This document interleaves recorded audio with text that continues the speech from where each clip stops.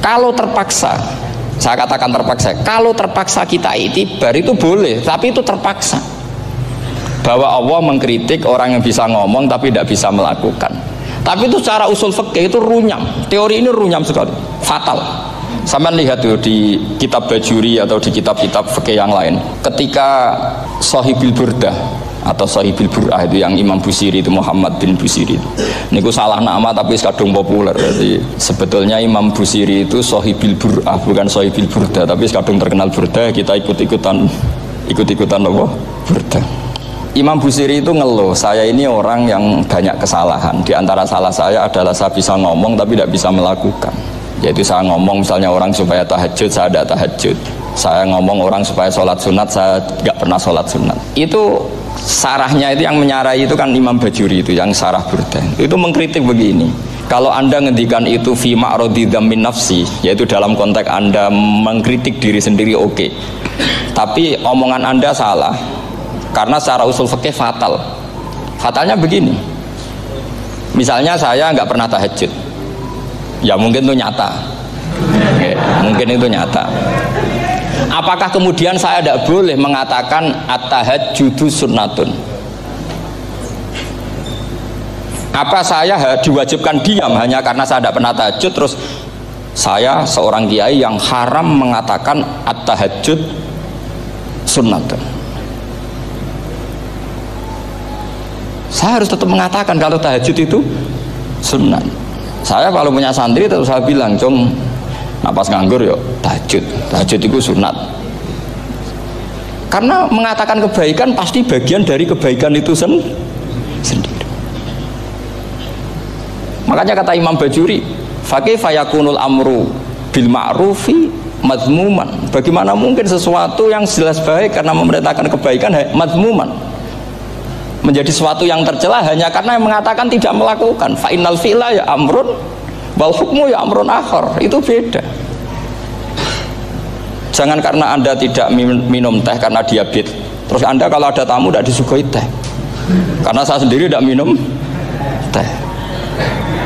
Wah ya repot kalau gitu. Nah, itu lagi-lagi tadi orang Khawarij salah ketika mengartikan ayat yang harusnya objek kritiknya itu orang kafir, kemudian karena Quran lama sekali dibaca orang Islam sampai orang itu lupa kalau Quran awalnya turun diantaranya adalah membenahi akidahnya orang kafir, sehingga korbannya orang Islam. Itu mirip seperti cerita kita ya, santri-santri itu kalau punya musuh itu baca Hizib Nasor.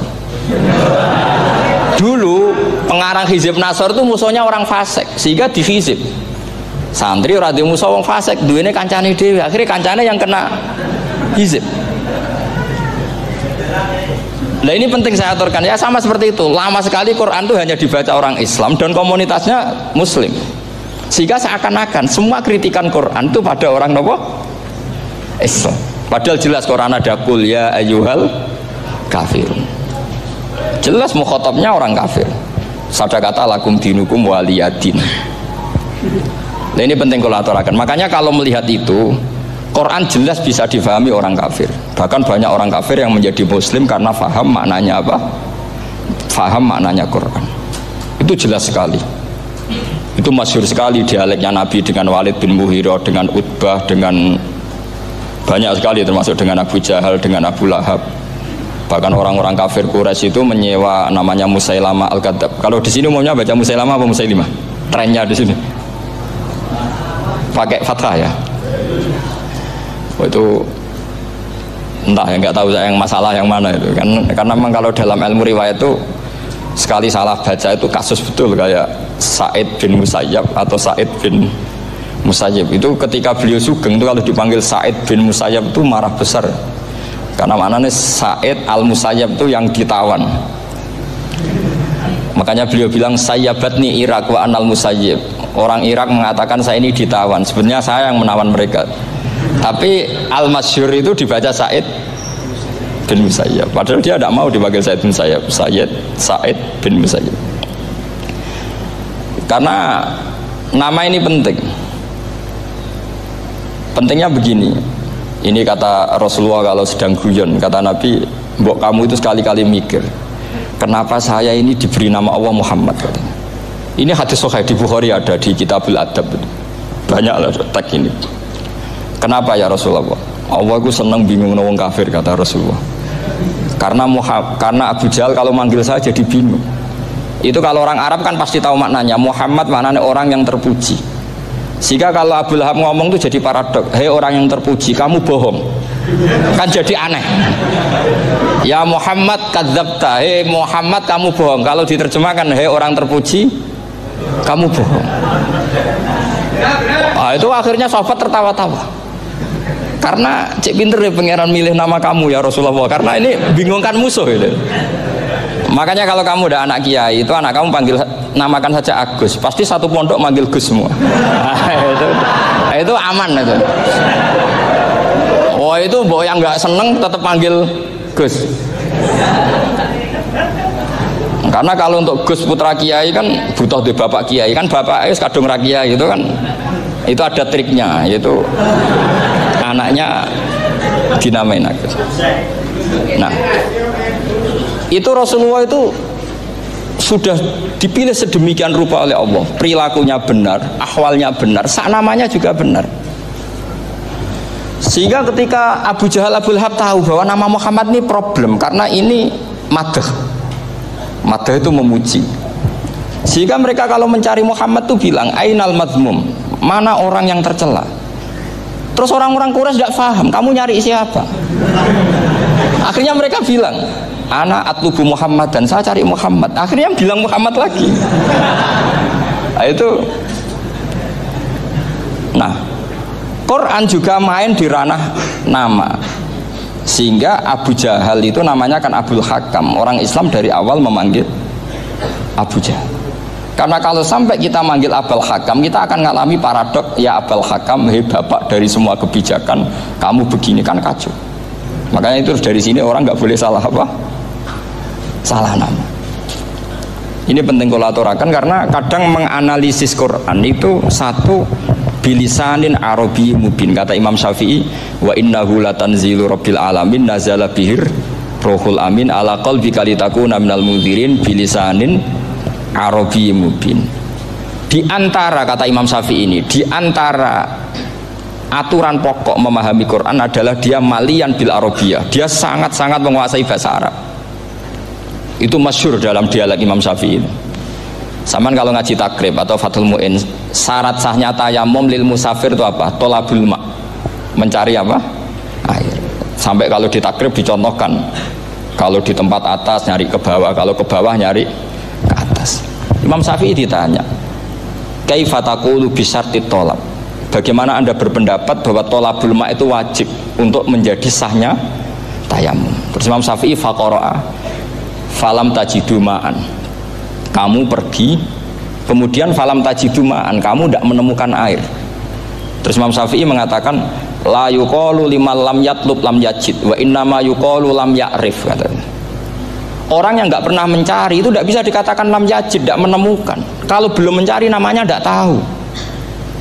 Padahal Quran bilang kamu pergi kemudian kamu tidak menemukan air.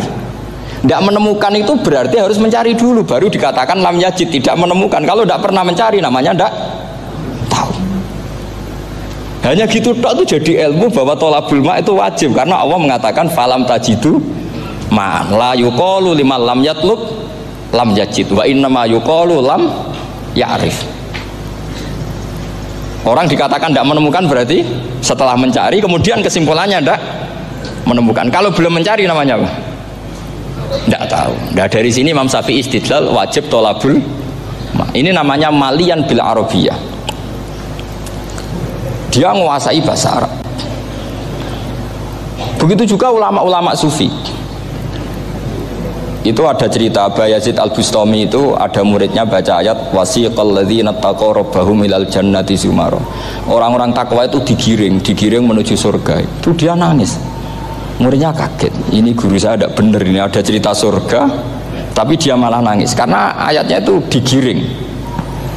Terus kata Abu Yazid, mereka itu di mana saja, masa ke surga aja butuh digiring? Ke surga itu kan nikmat, ngapain butuh digiring? Saya tidak mau, kata dia. Abu Yazid itu nggak mau digiring ke surga, itu nggak mau. Muridnya kan tambah kaget. memangnya mau neraka kan gitu pikirannya itu. Ternyata beliau jawabnya sederhana. Saya pas itu sudah dekat sama Allah sehingga tidak perlu digiring. Kemudian saya sudah panitia kiamat pas itu, jadi nggak perlu digiring. Nah ini nanti penting jadi satu aturan ilmu ulumul Quran. Saya di rumah itu istiqomah ngajar Qawaidul Asasiyahnya Said Muhammad yang dulu ditulis abahnya Zubdatul Itqan oleh Said Alawi. Kemudian Zubdatul Itqan itu tentu dari kitab Itqan. Terus Said Alawi dulu ngarang kitab Faidul Khobir, sarahnya Faidul Khobir sama Sayyid Muhsin Al-Musawab, dulu dari Padang tapi hidupnya di Mekah. Saya dulu talaki sama Mbah Mun. Itu ternyata ada ayatnya, innal muttaqina fi jannati wa nahar fi maq'adi sidqin 'inda malikim muqtadir. Sekarang sampean saya tanya, menurut Anda semua orang kena hisab enggak? Enggak, sampean jawab saja. Menurut Anda ketika di mahsyar semua orang kena hisab apa enggak? Pasti kita menjawab iya. Tapi kata Said Muhammad itu keliru. Enggak kebayang orang seperti Nabi kena hisab. Pasti yang kena hisab itu orang-orang yang enggak jelas. Nah, misalnya Nabi jelas baiknya, harusnya ya langsung nggak kena hisab.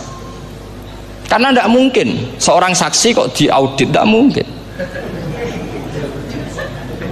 Lo saksi itu di pengadilan kan nggak tersangka, nggak terdakwa, dia tidak boleh diintervensi oleh hakim.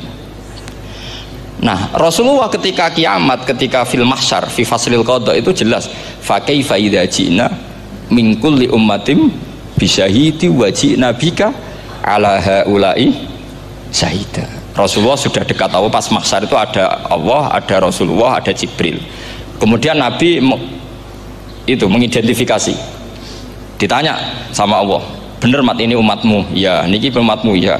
Kalau yang nggak jelas ya Nabi lama jawabnya. Makanya kamu jangan jadi orang nggak jelas.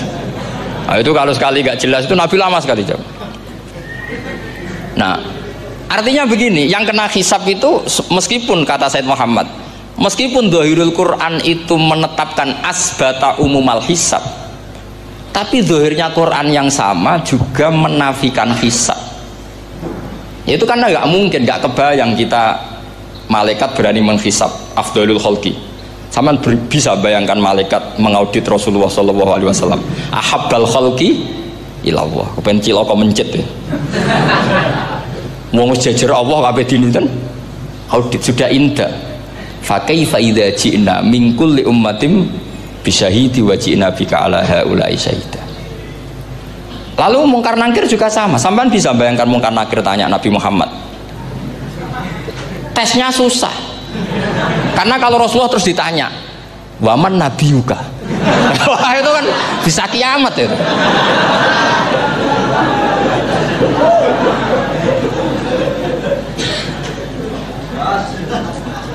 Faham ya? Makanya kata Said Muhammad, ini kan teman-teman tanya, piye carane alim tafsirnya saja, caranya satu hafal Quran, dua hafal Sahih Muslim, tiga semua orang sudah mati, tinggal kamu yang alim. Wah itu mesti aman itu. Nah kalau sampean tanya saya, apa buktinya Gus kalau orang tertentu tidak kena hisab? Ya buktinya tadi misalnya innalladzina qalu rabbuna Allahu tsummas taqamu tatanazzalu alaihimul malaikatu alla takhafu wala tahzanu wa absyiru. Mungkar nakir adalah malaikat penakut membawa ketakutan. Sementara para wali ini jelas malaikat kena konstitusi, malaikat harus mengatakan ke para wali alla takhafu wala tahzanu. Padahal Nabi tentu sayyidul auli. Para wali saja malaikat kena aturan, kamu harus bilang alla takhafu wala tahzanu wa absyiru. Hei para wali, kamu jangan susah, jangan gentar, kamu harus gembira. Kamu bisa bayangkan misalnya mungkar nakir bawa godok, kata orang kalau dipukul ajul sak walang-walang. Kemudian kamu bayangkan si Abdul Qadir ngalami itu, Abdul Hasan Asadali ngalami itu, Abu Yazid Al-Bustami. Kalau itu ngalami gitu semua, ngapain kita jadikan mursyid? Kan sama nasibnya dengan kita. Nah, zahirul Quran mengatakan asbatal hisabah, tapi zahirul Quran di ayat yang lain lam yusbit al hisabah. Makanya tadi umumul Quran juga ditaksis dengan muqayyid.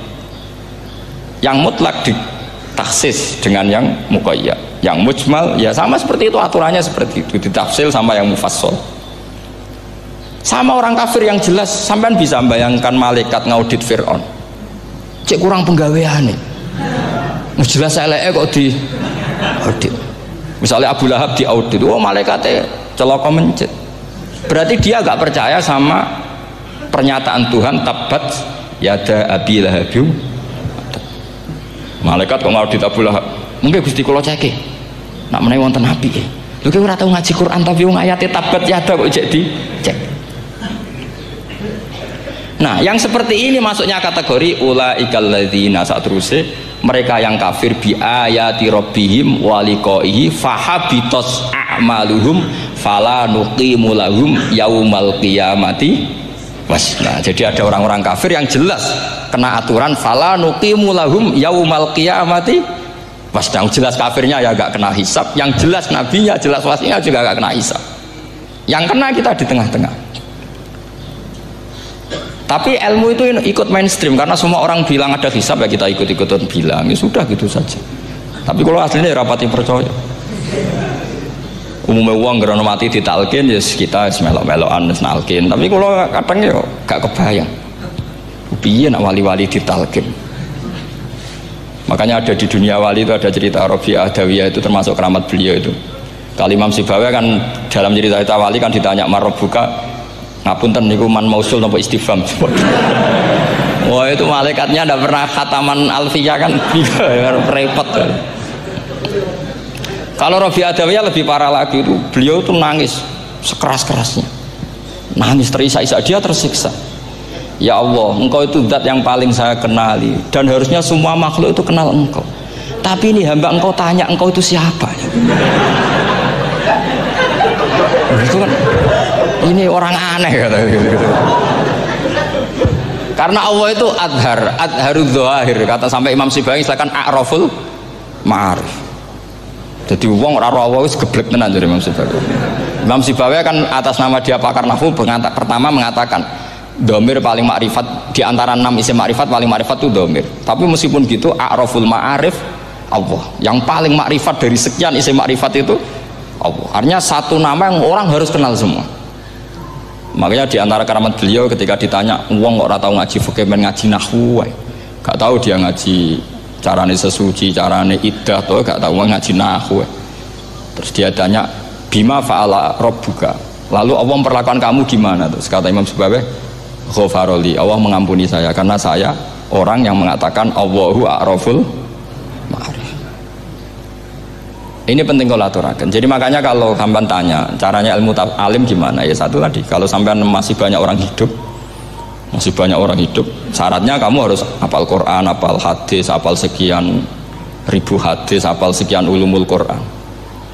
Itu kalau masih banyak orang hidup. Kalau sudah kamu sendiri hidup, ya sudah, pokoknya isokulhu ya salim sendiri kan, nggak ada saingannya itu. Makanya kata Sayyid Muhammad, beliau mengatakan kita meyakini umumal hisab ya berdasar zahiril Quran, kita menafikan umumal hisab bahwa hisab hanya yakhtassu liqaumin duna qaumin juga berdasar zahiril Quran. Kita percaya semua mayat ditanya mungkar nangkir ya berdasar zahiril ahadis. Kita tidak mengumumkan teks ini juga berdasar zahiril ahadis. Karena malaikat mungkar nangkir juga malaikat. Berarti dia kena aturan kalau ketemu para wali Allah takhafu wala tahzan. Faham sih belum maksudnya? Ini penting kalau aturakan. Jadi makanya aspeknya sampean bisa memulai kalau ingin jadi orang alim tafsir, bisa mulai dari yang mudah saja, yang fikih saja. Makanya kata Imam Ghazali, kenapa Mu'tazilah jadi segoblok itu? Karena dia tertipu oleh umumatul Quran, oleh teks-teks umum. Dia tidak tahu mukhassisnya. Padahal setiap ayat umum itu pasti ada mukhassis. Misalnya begini ya, kalau kamu maknanya fikih saja, contoh yang paling mudah familiar itu fikih ya. Misalnya kita ngaji Quran, wal mutallaqatu yatarabbasna bi anfusihinna salasata quru. Kalau orang dicerai, itu iddahnya itu 3 kali masa nopo suci. Apakah aturan iddah seperti ini hal hadhil iddah amatun likulli mutallaqatin am li mutallaqatin makhsusah? Apa ini semua mutolako idahnya pasti salah satu kuru? Apa orang tertentu? Ya enggak, asal dia mutolako pasti idahnya salah satu kuru. Anda goblok, Anda salah besar. Kalau misalnya yang dicerai adalah orang hamil, idahnya apa? Salah satu kuru apa watil hamli? Watil hamli. Kita butuh ayat lain, wa ulatul ahmali ajaluhunna ayyadna hamlahu.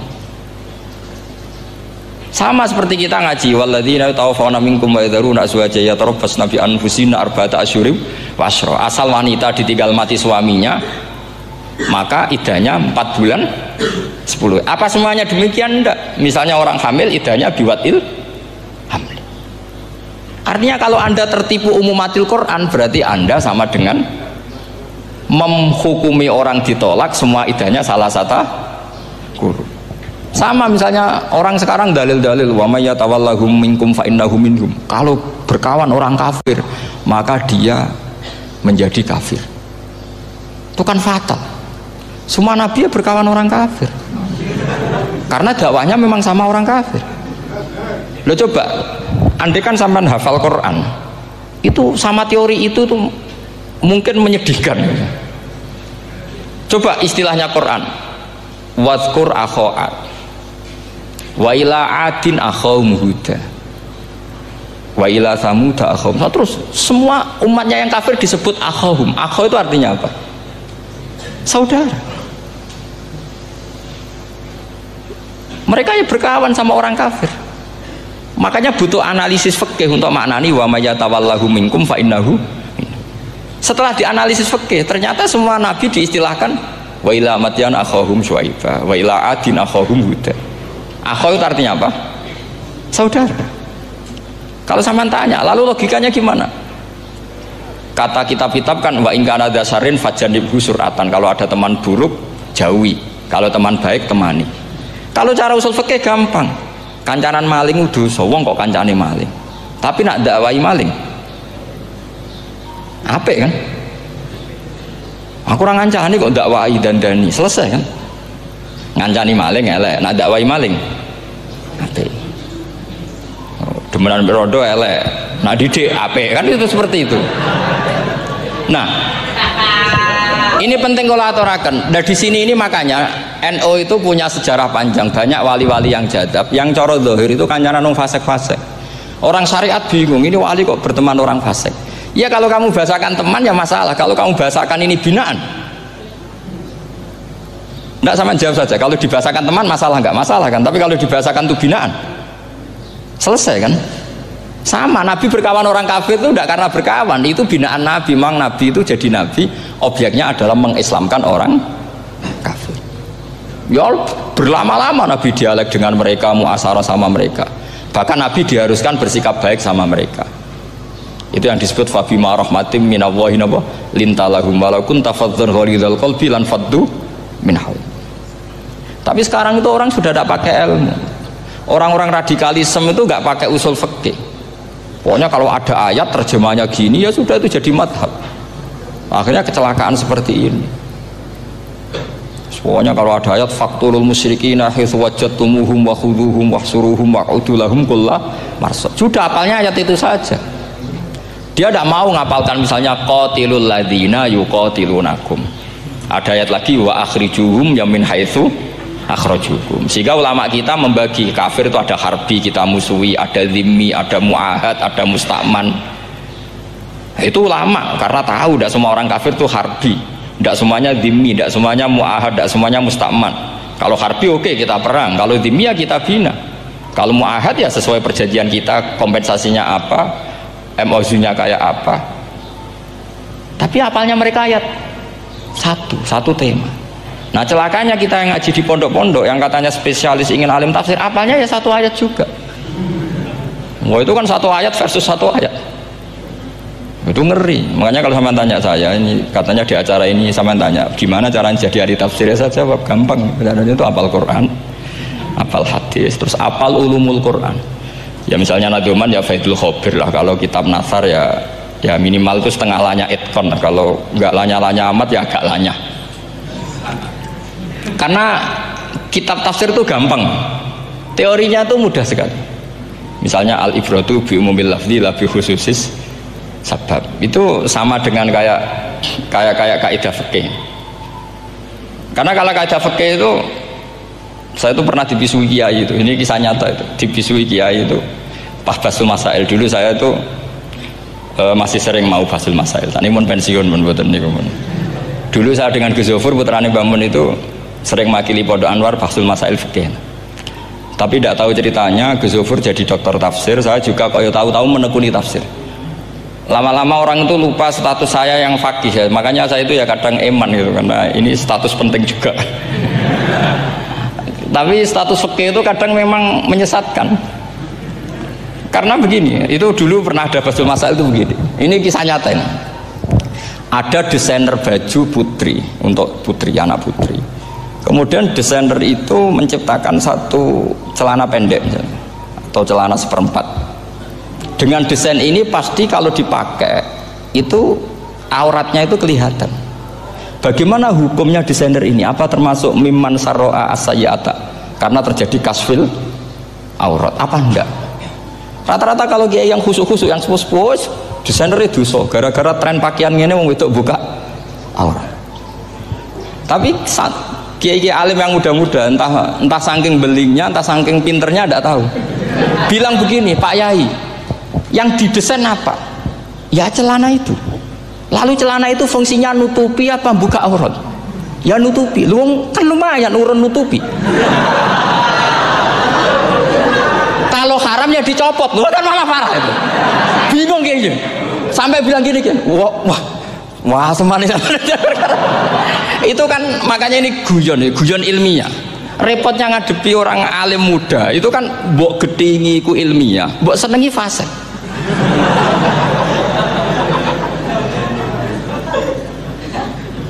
Ketika kiai yang khusyuk tadi tak tanya, kalau desainer katok seperapat, paham gitu? Dia coba yang celana dalam terlalu vulgar gitu, paham gitu?